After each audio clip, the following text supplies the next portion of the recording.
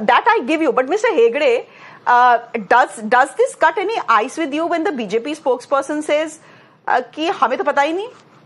We are also waiting for that data from the SBI to disclose who are beneficiaries of. The fact is that there are 10 political parties in this country who have already put out data on who gave them money. Well, I don't have anything to say on the politics of it, but the SBI would not on its own have taken a decision to play cute with the Supreme Court and not make a full and candid disclosure.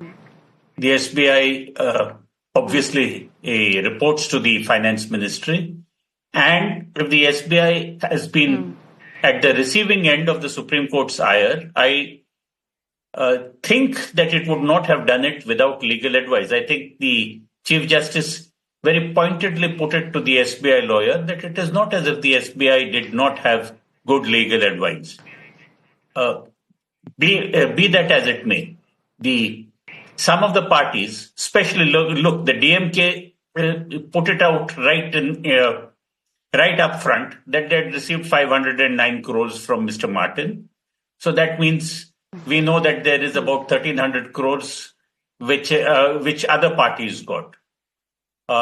It is also a matter of public record that the BJP appointed governor of Tamil Nadu refused to bring into effect a bill, an act of the Tamil Nadu legislature, which would have consequences as far as Mr. Martin's business is concerned.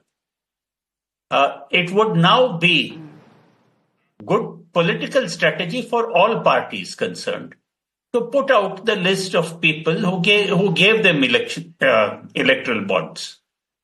I think the BJP did. I think the DMK did a smart thing by getting ahead of the discourse and putting it out themselves. So now at least they can claim that they are reasonably transparent in their accounting and in their information to the public. There is a huge question about whether these electoral bonds were given for specific considerations. The considerations being either a contract or a removal of displeasure and attention from the agencies.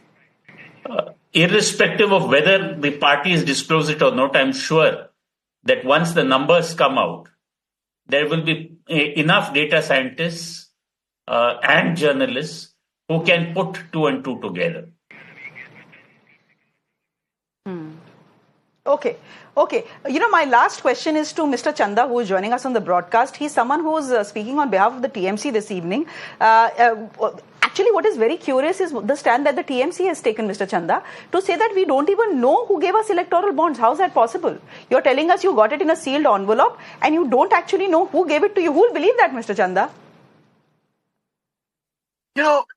A truth is the truth, no matter how you twist it. The point is what we are neglecting, that just look at the figures first. You're talking about quid pro quo, ma'am. Just look at the figures first. BJP BJP's collection is way more than all of the parties combined. So isn't it a legal example of quid pro quo, ma'am? Excuse me? No, not yet.